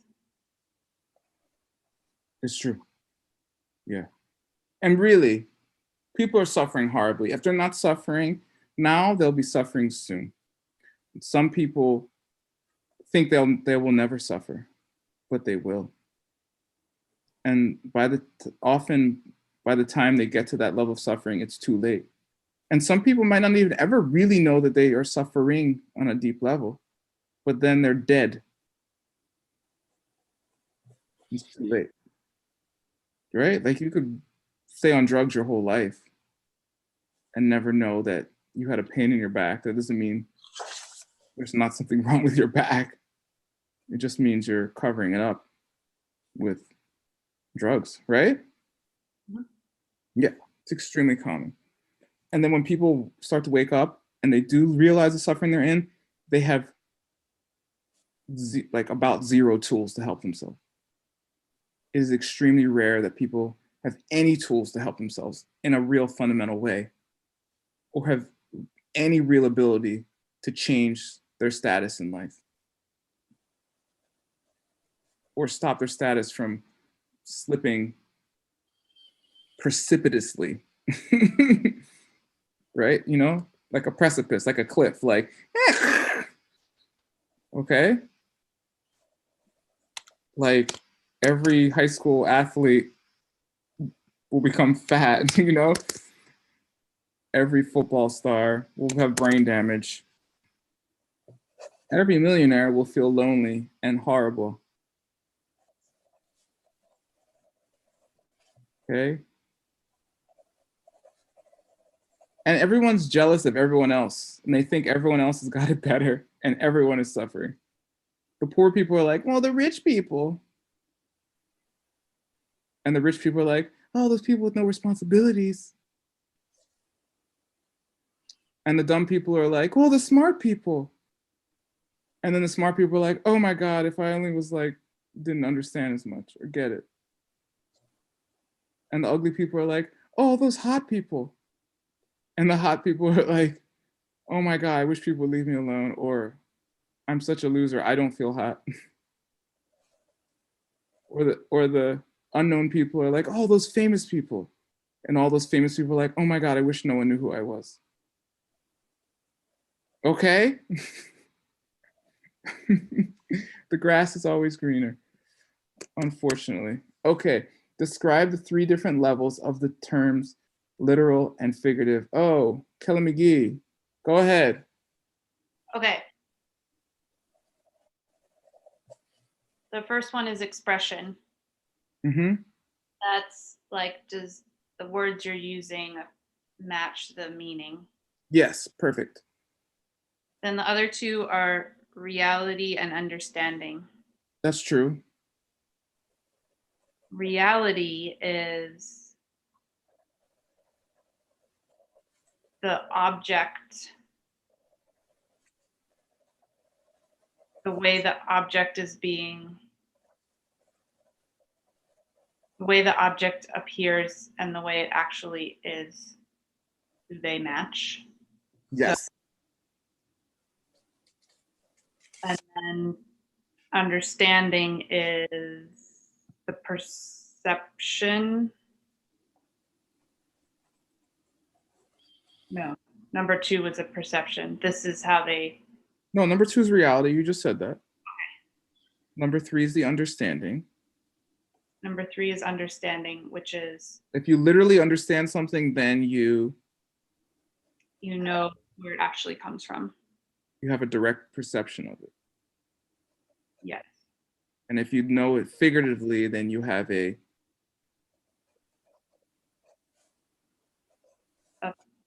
indirect perception of it. An estimation or approximation. A rough idea. Yeah. Okay. Right? Mm-hmm. Okay. And there it is. Let me get, you're gonna be a master of like some like random Buddhist things. The reality one is the direct perception of emptiness one, or is the one about emptiness that the. Yeah, or the direct perception of dependent origination even. Okay. I could explain Dunshis to you, but when you see it, you're like, oh my God, right? Okay. But remember, they could all relate to anything in a way, right?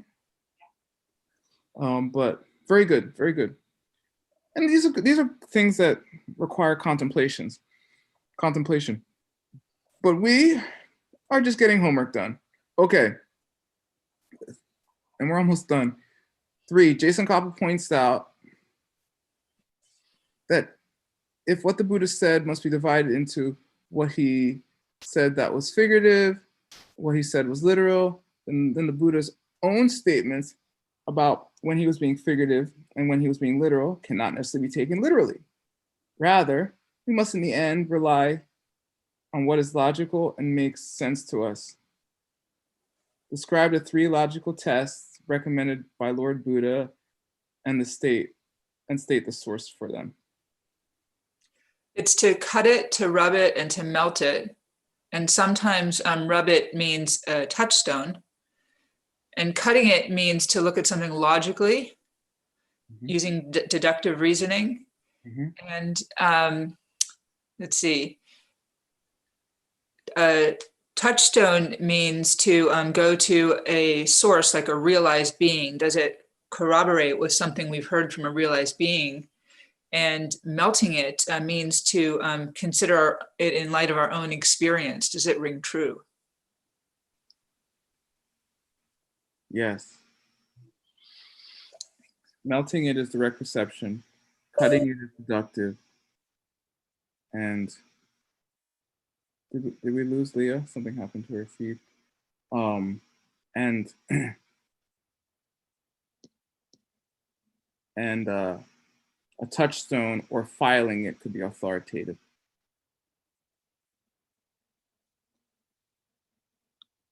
Where is that answer? It's this one. Okay. Hopefully get Leah back, until which time Kelly McGee will be answering all the questions. Sorry, killing you. Okay, we're on the last homework, last quiz. It's the last class of the last class of the last course. Here we go. When we refer to the turning of the wheel as something which is either figurative or literal, as we are speaking about, are we speaking about any teaching Lord Buddha gave during the initial period of his teaching career? Give an example to explain why or why not. Okay, just answer these questions. Are we talking about any teachings, Kalamigi, yes or no? No, we're referring to the teachings related to emptiness. Yes. So give an example of a teaching that was taught during the first turning of the wheels time period, but not necessarily relevant to what we're calling the first turning of the wheel. Like how a monk should arrange his robes. Right. And how should they arrange their robes? In a circle in front of them. Yeah, in a neat circle. Nuns too, by the way. But there was no nuns at the first teaching. There was 5 monks.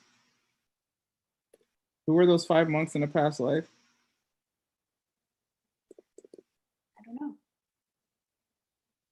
They were 1 tigress and her 4 cubs. Really? Mm-hmm. Yeah. That's so cool. Yeah. Lord Buddha was a bodhisattva and he saw that they were dying. And he said to the tigress, hey, I'll give you my body to eat so you don't die. If in a future life you become my disciple and I can teach you how to get enlightened. Wow. And the tigress was so weak that she couldn't even eat him. So he like cut his arm open and started bleeding so that she could get strength enough to eat him. Wow. And the tigress became Katyanabu, who was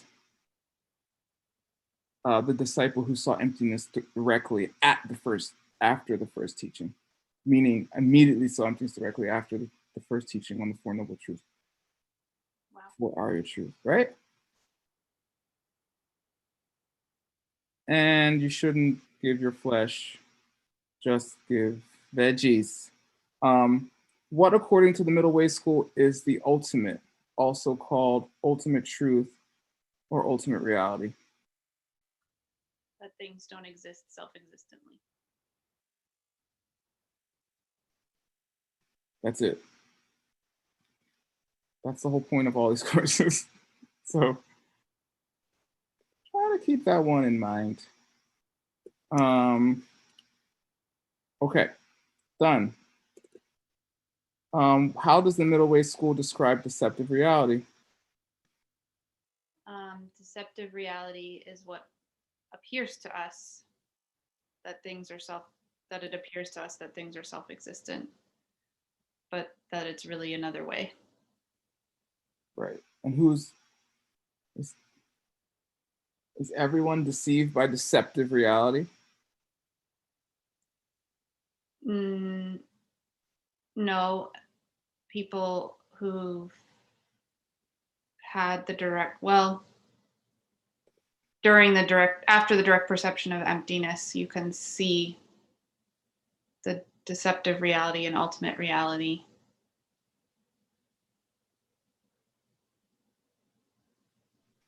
Come on.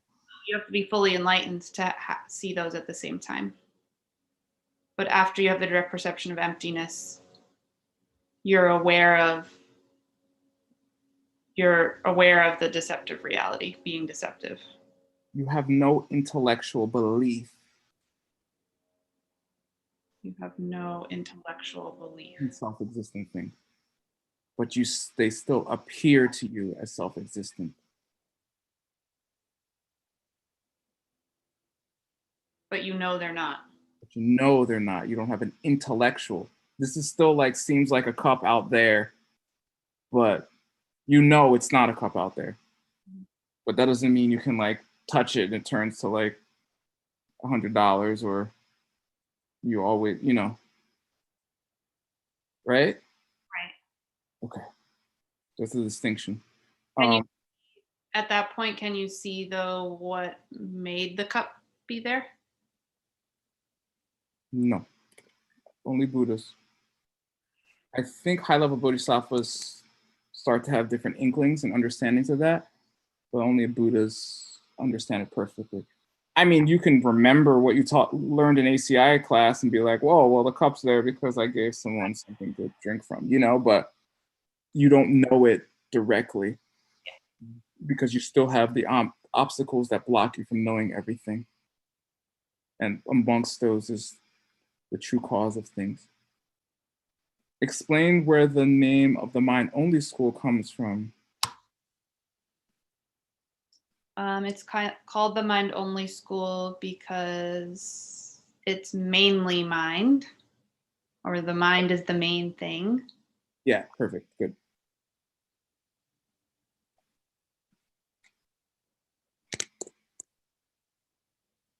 That's it, that's all we get. What does that mean? I thought you meant that was it. No, I mean, that's good, but keep going.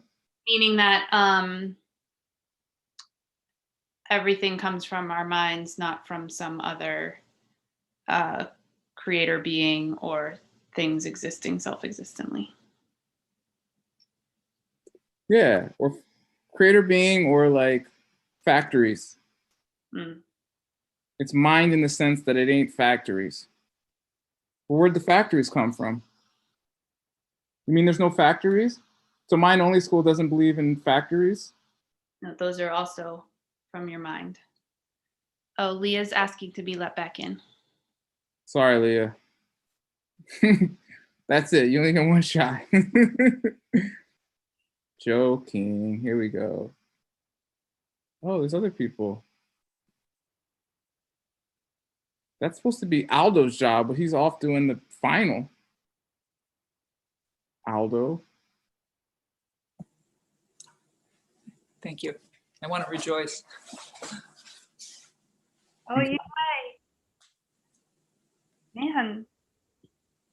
So late there. I know. Yinghui. Hi. Wait, are you still up or are you just getting up? No, I'm up. I'm just up. Did you go to sleep? Of course. Yeah. Now it's almost 4. Yeah. Aldo, yeah, I know you're not co-host Aldo. I'm just messing with you. Nice to see you, Yinghui. Thanks for coming.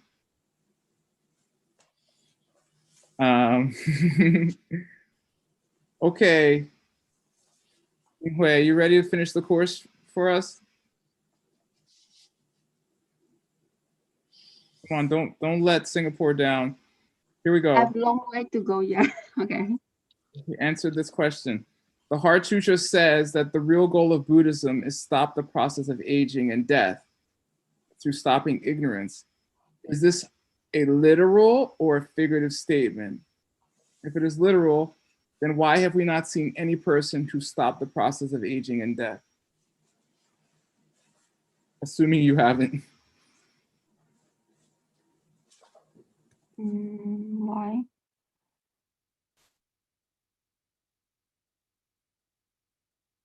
The answer says we have not yet have sufficient good karma. Yeah. We don't have good enough karma to what? To become a Buddha. Yeah, watch. I'm gonna tell you guys how to answer this one, okay? After years of arguing with people, I've been arguing with people my whole life, okay? There's things you can say when you tell people things that it will go in deeper. Okay, if people are this far in their courses, which is the end of the courses, help them to understand that if you have the karma to see people not dying, it's very close to the karma to see yourself not dying. Okay? So is the karma for other people around you not to be dying the same exact as the karma that you, in fact, will not die?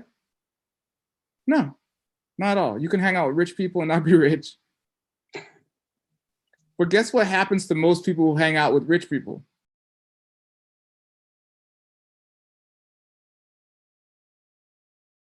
You get rich. I mean, think about it. Out of all your friends, how many of them are billionaires? Yeah. How many of them make about the same exact money as you do? All of them. How many of the people you hang out with on a day-to-day basis are homeless? Exactly. So everyone you hang out with is in the same economic social class as you, pretty much, correct? That's not a coincidence. Okay? It's because of your karma. The karma to be in a social class is the same karma to see other people around you in that same class. It's very closely related. Right? Just because you have an orange tree doesn't mean you're going to get oranges, but you probably will. That's it.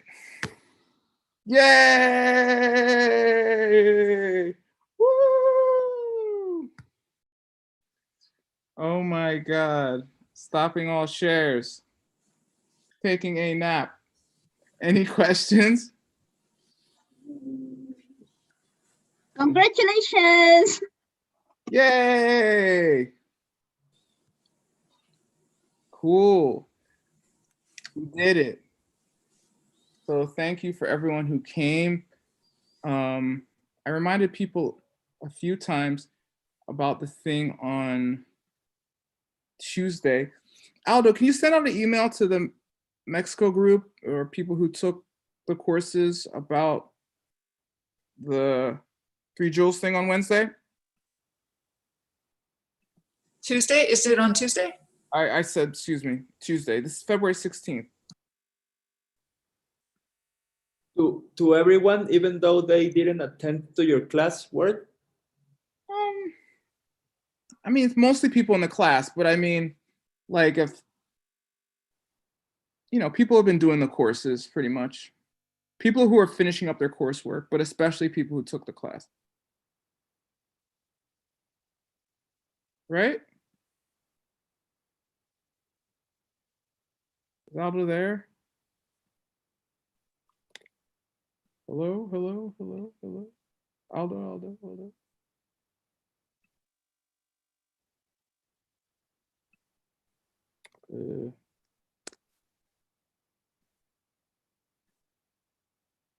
Aldo, okay? Okay. Berta, it's, how do you say? El 16 de febrero, 6:30 en la noche. Okay? February 16th at 7:30 in New York and 6:30 in Guadalajara. How many hours? Just like an hour and a half, I think. Hora y media. But you can come as anytime you want or stay for 10 minutes. Doesn't matter. Okay? It's a question and answer. Okay, thank you. Yeah. Okay, Aldo. Aldo will send it. All right? Okay. Thanks, Aldo, for helping organize everything. And Paulina, who's very busy and helped to do the promotions for Instagram, other places, I don't know. And thank you to all the translators, Hero, Paola, Brian Mendoza, Aldo, Alex Rivas, and I'm probably forgetting somebody, but not on purpose. And yeah, thank you all, you amazing students. And a heads up, I would like to teach all the ACI courses now that I am an official teacher. By the way, I hate structure. I hate organizations. I hate all that stuff. Okay. The only reason I'm doing this is to create togetherness in the Sangha. Because if I don't do it, then it's going to be weird. I'll still know all the same exact information, but people will feel weird about me teaching and stuff. So I'm not doing this for myself. I hate this stuff. I hate homework. I hate organizations having something over me. All that's really annoying to me, but it's for others, okay? And it's been very good to review and take my knowledge deeper and share it. So, but starting in April, I think I'll start teaching all the ACI courses regularly and the course on Tibetan. And I like to teach the Mixed Nuts books, how to translate them. So it's up to you if you want to learn that stuff. It takes work and time, and you want to learn Tibetan, and there'll be some Chinese and Sanskrit too, because I can't help myself. And I'll send out an email about that. And do your homework, do your quizzes, do your finals, do your meditations. If you have a chance to finish your ACI courses before March, just do it. That way you can start teaching right away, okay? So why wouldn't you? And if you still want to go to those teacher trainings that they're having, you can still go, but you can teach and go, which sounds cooler to me, but you know, do whatever you want. Okay, that's it. We're gonna do a mandala.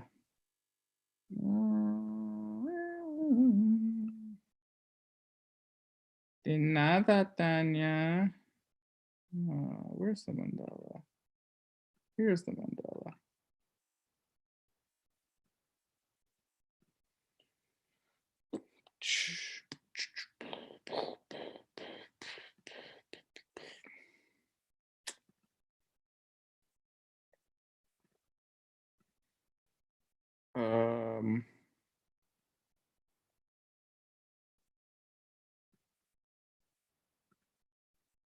All right, let me get you ready. Yep.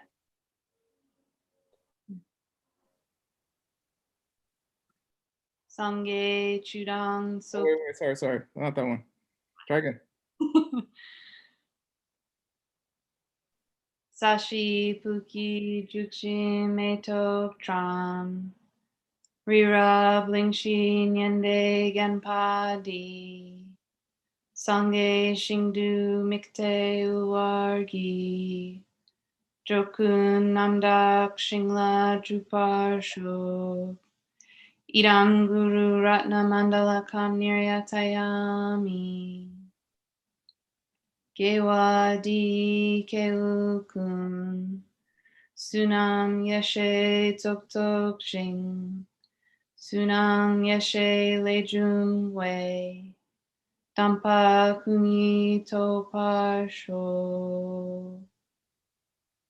By the goodness of what we have just done, by completing all the ACI courses, may all beings complete the collections of merit and wisdom, and thus gain the two ultimate bodies that wisdom and merit create. Boom. Please keep teaching. So nice to meet everybody. Thanks, everybody. Yay. Thank you, everyone. Bye, everyone. Love you so much.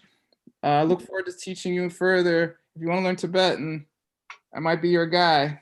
I work for cheap, okay? And I love you. So stay close. All right? And come on Tuesday. It'll be fun. We'll just probably laugh a lot, and I'll answer questions. And if Kelly McGee comes, I'll debate her like that. All right? Gracias, Hero. Gracias, everybody. Everyone, thank you so much, Word. You're welcome. Take care. Thank you, Words and Kelly Maggie. Remember that time I asked about the fear things?